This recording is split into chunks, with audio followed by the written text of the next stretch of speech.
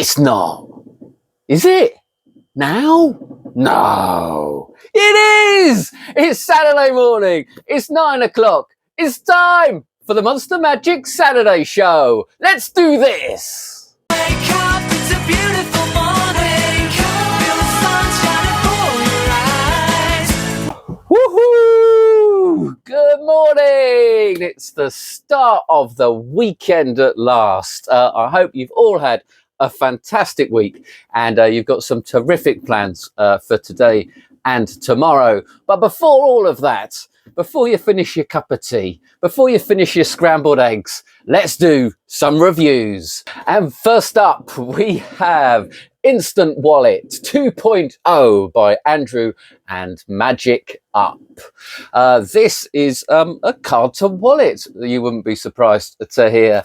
The effect is much the same as all of the others. You have a card selected and signed, lost in the deck, and then within an instant, as it were, you are able to pull it out of the zipper compartment of your wallet. It's a great plot, the card to wallet, card to impossible location, and it can be a signed card, which is really important, I think, in some of these style effects. But let's just have a look at what you get. This is the wallet itself, and I have to say, I am kind of disappointed. Better take the gimmick out. Hang on. And I'm kind of disappointed with the quality of it. It's not really a wallet. It feels more like a passport holder does, really. There was a Instant Wallet 1.0 which didn't have this sort of stitching, sort of extra bit on the spine, and this sort of hides the method a little bit, which is why you can show it on both sides. So that's a nice little addition, and it's a two-part sort of method. So you have something in the deck as well. There's a gimmick that's hidden in the deck, and that enables you to instantly sort of load it into the wallet so that you can pull it out of the zip. I'm not entirely sure it is real leather. The sort of spine bit feels fine. The actual leather feels quite plasticky, and it's sort of quite cardboardy, really. There's a big window here, which you don't really find, sort of makes me hint that it's more of a sort of, I don't know, identity card style wallet, passport wallet. And these credit card slots here, they're not stitched or anything like that. So if you were trying to use this as your everyday wallet, I think these would probably split pretty quickly. In fact, to be honest, it's got the feel. What it reminds me of is a sort of prop that you might find in a fancy dress shop to go with your costume. Method-wise, it's very similar to the F1 wallet by Alex Kirk, Jason Rear brought out a few years ago. The gimmick that goes in the deck is slightly different. Whether it's better or not, I'm not really one to say.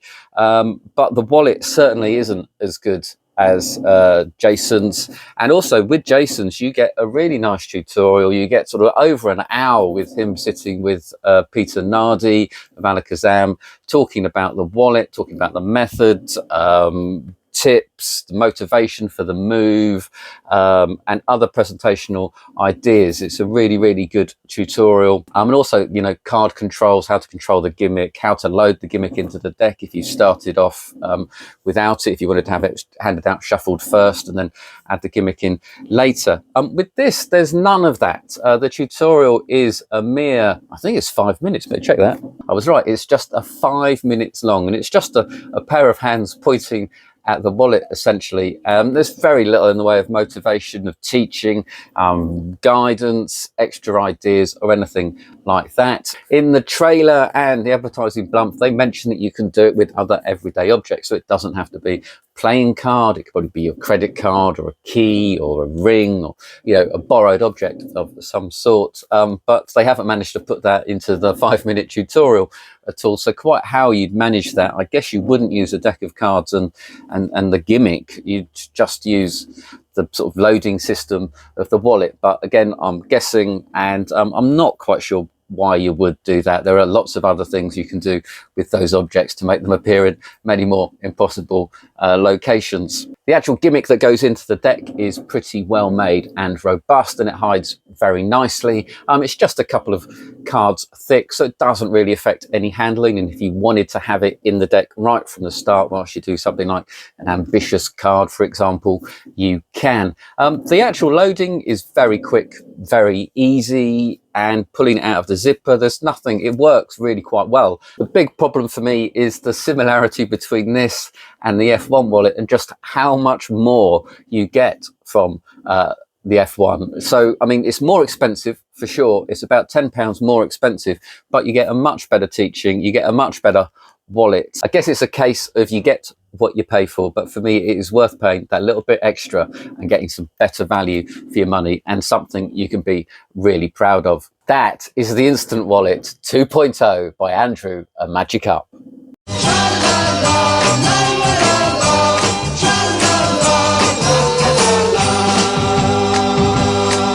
And now it's time for Ring to Shoe by Adrian Caratalara, or Anilo al Zappotto by Adrian Caratalara. I love this trick. It came out a few years ago. I think it is one of the best things to hit the magic market in a couple of years. If you saw my Blackpool show, you will see that I actually sat down on the sofa with Adrian and we had a little bit of a chat with him about it, and he actually fooled Penn and Teller with it. So it's that good, it's that fooling. I remember I was at Prop Dog at the time, and I remember sitting and watching the Penn and Teller footage again and again and again, and I was fooled. It is really, really clever thinking. The effect is you have a ring borrowed, and then you show a handkerchief which you make into a little mock bag, as it were. You drop the ring into the handkerchief, you have your participant hold their ring, and you then make it vanish. You then show that it is indeed on your shoelace. It is a corker of a trick. The plot is nothing new necessarily. As Adrian himself points out, he used to do Richard Sanders Interlaced, which was very similar plot, but because of the clothing restrictions and needing to change suits and having different outfits, he wanted to get away from it being connected to his clothing, and that really is a bit of a breakthrough. I think the ring to shoe was probably done. Bob Chasbro, I think, was probably the earliest person to have done it back in 1985. But Richard Sanders was the one who sort of came up with a decent, workable solution that was marketed with Interlace. I'm not sure it's still available, actually. And this just transforms it into something that everybody can do. I can't really show you too much of what you get in here, but you get a nice little letter from Adrian, and well, really, you get a handkerchief, which is a good sized vanishing handkerchief. What is interesting about this, about the vanish of this ring, is that they are actually holding their ring at the moment that it vanishes. So there's nothing dodgy going on at that point per se. So if their ring's got a little bit of a stone on it, or it's a particularly thick band, for example, they will feel it, and it is definitely their ring that they are holding, and then it vanishes. This is black is the ideal color for it. It's not particularly glamorous, but it does hide a little bit of the secret pretty well. And actually loading the ring and all of the work is really, really easy. It's really well thought out. There's a knack to it, probably, I would say, rather than any particular skill. And Adrian's teaching is really, really clear. And really the proper use of this handkerchief is really the hardest part. And Adrian covers that very, very thoroughly. And it's designed really for a black pair of shoes, smart shoes, leather shoes, you know, the sort that you normally wear with a suit. That's just the way the gimmick comes. If you want to put it into a pair of trainers, you can, but you will have to modify your trainers a little bit, and possibly the gimmick, just to hide it as well as if it were in a black pair of shoes. But if you're doing it in your posh, expensive shoes that you've got custom made by John Lobb, don't worry. You don't need to make any alterations to that. So you can change it from shoe to shoe as you wish. Another nice thing about this method is that the ring is completely in your control the entire time. So you know when it's being released, as it were, when it's arrived. You know that it's arrived, you know it's there. You don't have to look down, you don't have to check. Your senses will tell you that you are good to go, and that's really nice to give you that feeling of security and confidence when you're performing it. You will want to practice the load move a little bit, but that's actually quite good fun. Now on Penn and Teller, obviously Adrian performed it as a stage routine with a lot of comedy of the ring box on the step ladder, but he does also show on the tutorial that you can do it close up in a walk around environment, so it is versatile as well. It is quite simply a practical, workable ring to shoelace that you can do in nothing but a pair of brogues. The one drawback is the price. It is £177.50, and for that you get some quality gimmicks, some brilliant teaching, and an absolutely blinding method and routine. That is Ring to Shoe by Adrian Karatalala. Next up, it's Invisible Date by Mathew Knight.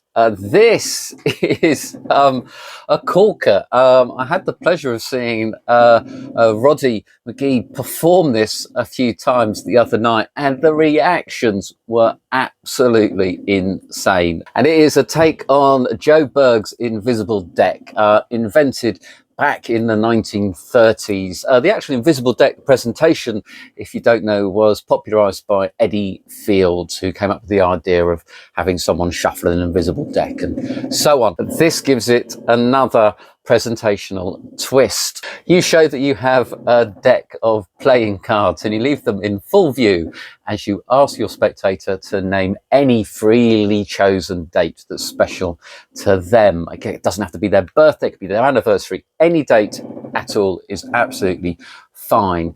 You then explained that a deck of cards is very similar to the calendar. There are 52 cards in the deck, there are 52 weeks in the year, there are 4 suits for the 4 seasons, and so on.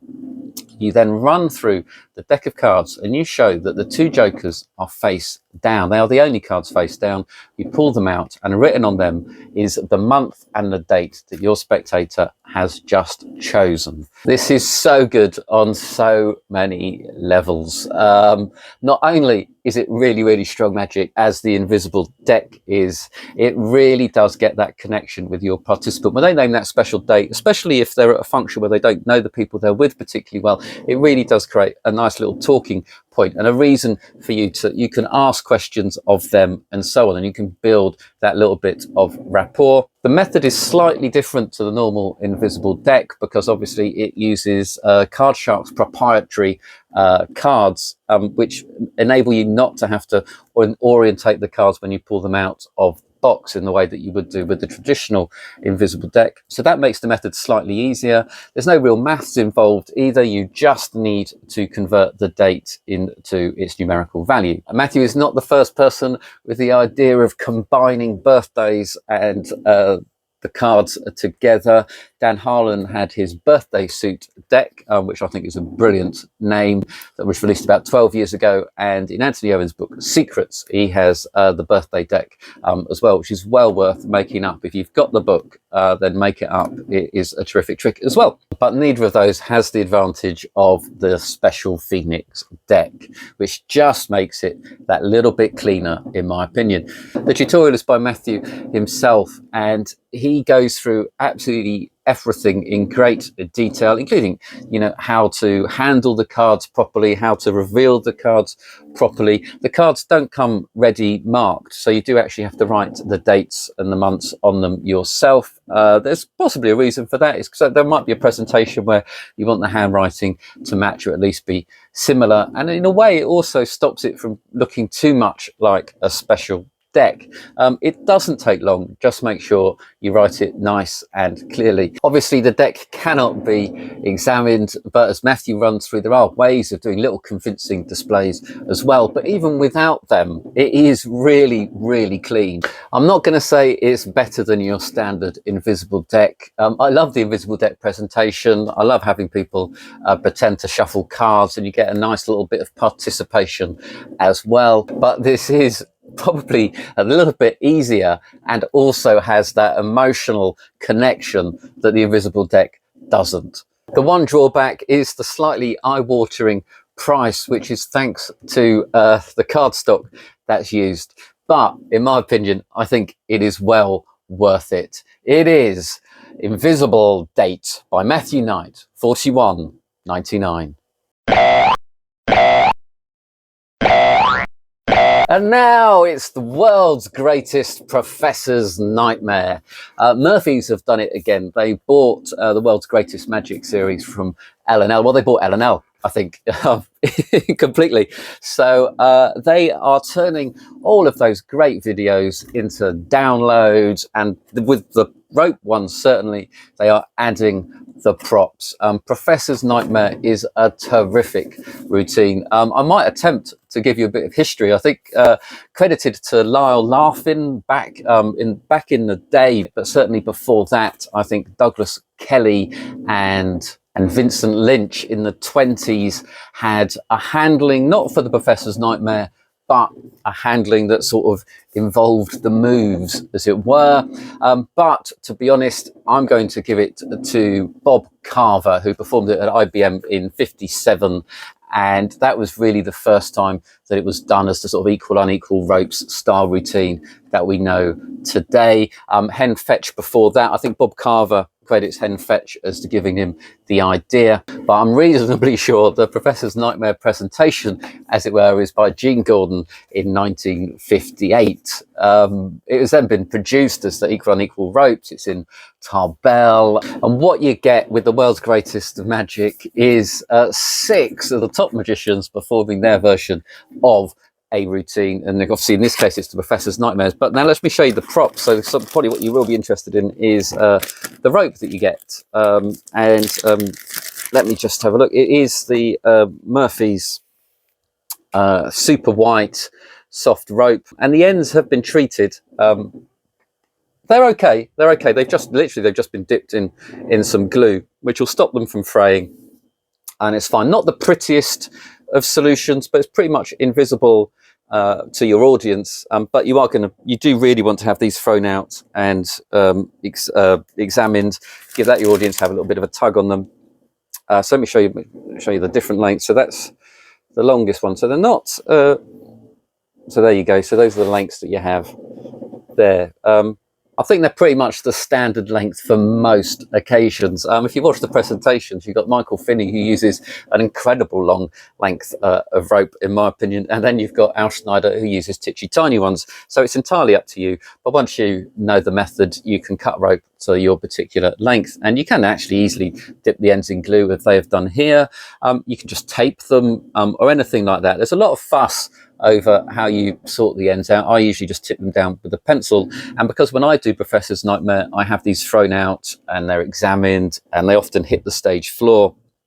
They get dirty and grubby, so it's not really a prop that I'm ever keeping for a great deal of time. And if you're practicing with this as well, unless you're wearing gloves, it's going to get grubby too. But let's get to the routines, because they are a brilliant array. There is a lot of diversity and variety on here. It starts off with Michael Finney, who is hilarious, but in a slightly risque way. If you do want to copy him, then make sure it's part of your character. He actually sticks pretty closely to the Professor's Nightmare presentation, certainly in patter-wise, with just some jokes thrown in, and method-wise too. His handling is pretty traditional, and you get a nice clear explanation of the handling and the counts and so on. One thing I have noticed, this happens a lot with the Professor's Nightmare, is after the first stretch, you're in this applause cue position, and often there isn't any applause, and it's very, very tempting to fill that with something. Michael does it. Michael's got a great line for that moment. I actually used that moment once to build my confidence on stage by refusing to fill the gap myself and just waiting for applause. It was a tough lesson. Next up, you have Dan Fleischman do his Professor's Nightmare. He clearly does also a ring on rope routine at the same time, which isn't included in the tutorial. He's very light on the presentation. He just has the ropes examined and does the trick, but it's got a nice little drop to restore them back to their unequal lengths at the end, which is a nice little touch and probably worth learning. Then have a performance only of the great Bob Reed. I had the pleasure of seeing Bob Reed perform at international magic conventions several times, and a really entertaining guy back in the late 80s, early 90s. Sadly, I can't believe I was laughing as much as I did watching the performance. It has dated quite a lot, but I really hope his charm still comes across to those that never saw him live, and he just shows how you can hang a story onto a trick, really. I wouldn't nick his presentation per se, and his handling is again pretty traditional and regular, but it does just demonstrate just how versatile the Professor's Nightmare can be. And then you then have Al Schneider, a magician I have got so much respect for. He makes everything look like real magic. He does it close up and seated. So he uses titchy tiny ropes, so just about a foot long at the longest, and then does it in his hands. It's a very quick routine, but the changes look really magical. You don't get the stretch. You sort of get more like a visual change of them being the same length to being unequal length. Really interesting idea, and just shows there are no rules to magic. The biggest surprise on here for me was Mark de Souza's routine, which was really magical. It's a full rope routine, all set to music that ends with the Professor's Nightmare. He starts with one long length of rope, he then cuts it into three lengths. Then you have the ends vanishing and going to his pocket and then restoring. You then have the Professor's Nightmare at the very end, and then the rope is returned back to one long length of rope. There are some lovely moves in there, some lovely rope visual magic. Well worth learning everything on Mark de Souza's section, especially if you want to get just that little bit more out of the Professor's Nightmare. And then finally you've got Dan Tong doing his Professor's Nightmare, which is an extract from his DVD series Finally, which, to be honest, I think was one of the most underrated double DVD sets to come out. I really enjoyed it, full of classic workers, just done really well and taught really well. So if you want to check out Dan Tong's Finally, I strongly recommend it. His Professor's Nightmare has some nice audience participation. Again, like Mark de Souza, he starts with one long length of rope and then gets the spectator to cut it into three equal lengths of rope. And then there's a little comedy moment where the spectator hands him the lengths and they discover that he's actually handed him a very short piece, a medium piece and a long piece. So it's nice to get a little bit of comedy there. And then again, the routine ends up with the participant managing to help you restore the rope into one long piece. What more can I say? You're getting 6 routines by 6 brilliant magicians. Yeah, 3 of the routines are fairly similar with fairly similar handlings, but done in a different way. So it's nice to illustrate that you can be yourself and add your personality onto it. Murphy's have obviously tried to keep it down to Professor's Nightmare. They hint at that by removing Dan Fleischman's little ring on rope routine. But then you've got Mark de Souza's full-blown rope routine, which really will teach you a lot of extra moves, and some beautiful moves from George Sands and Tabaret, people like that. A really nice added bonus. With the ropes thrown in, it is simply a brilliant little project. It is world's greatest magic, Professor's Nightmare.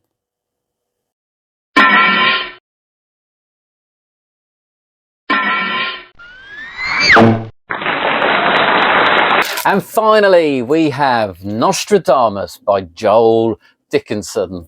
This is a really slick prediction effect by Joel, who's probably riding high on his success of Warp Zag, and just shows how versatile he is as a performer and creator, as he's going from a card trick to strong mentalism. What I really like about this is the presentation.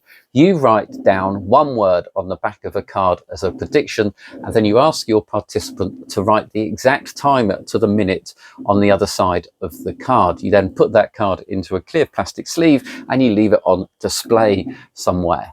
You then wait a minute and you ask your participant to say any word that they like. You then write that down as the confirmed word that was said.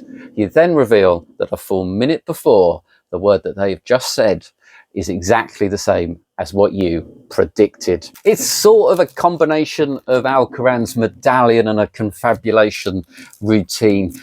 Method-wise, you probably get a good idea of what's going on. There's nothing too radical about the method, but it is very slickly produced, and with these props, it is seamless. It works so well and is so easy to do.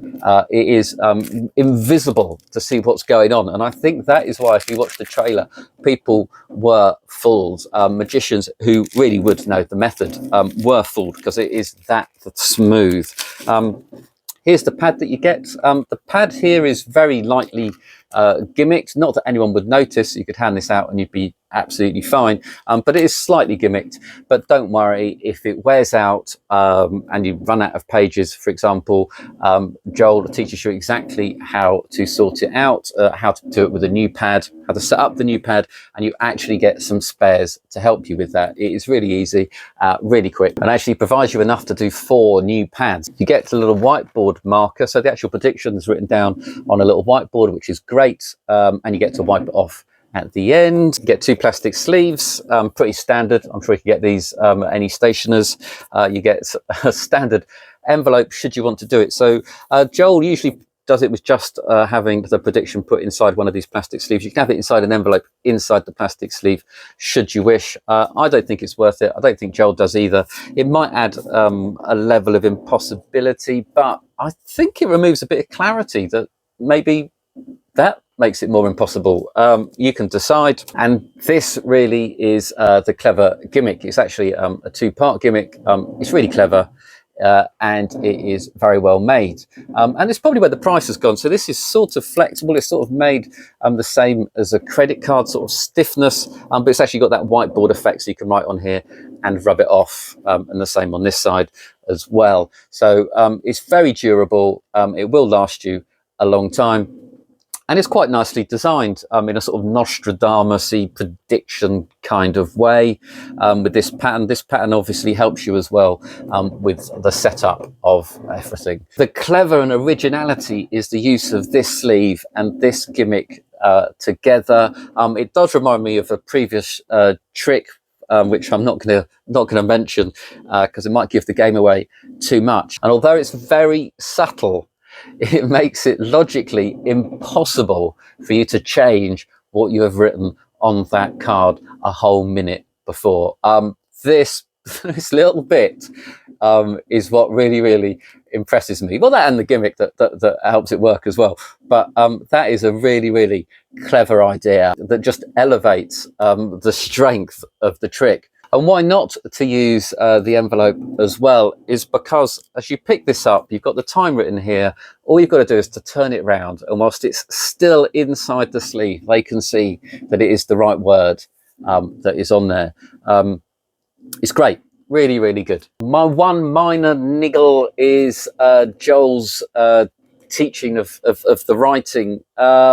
He uses a very bold method. I personally think there are a few subtleties that he could have added in, but if you do your research you can do that. But it's a small point, and Joel's method certainly does fly. I have seen it performed exactly as Joel teaches it, and it definitely works. I'm just not sure that is absolutely the best. I just like to see it done with some subtleties thrown in. It really doesn't take up much pocket space, and it is, as Joel puts it, a really good walk around pocket prediction system, which people have been trying to do for ages. Paul Romney has his dream prediction and some envelopes and so on. This for me is the slickest, simplest way of doing it to date. And like I say, this little plastic envelope for me turns it into a miracle. There is an angle issue, of course, if you've got people standing behind you.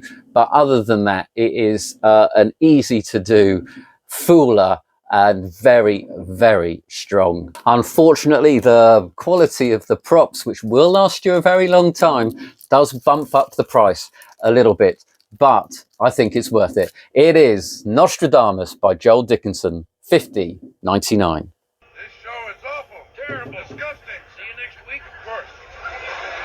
And that is it for this week. I'm afraid I can see a break in the clouds. It looks like the sun is gonna make an appearance. So come on, let's grab some magic. Let's go out there and have some fun with the best hobby in the world. Bye bye.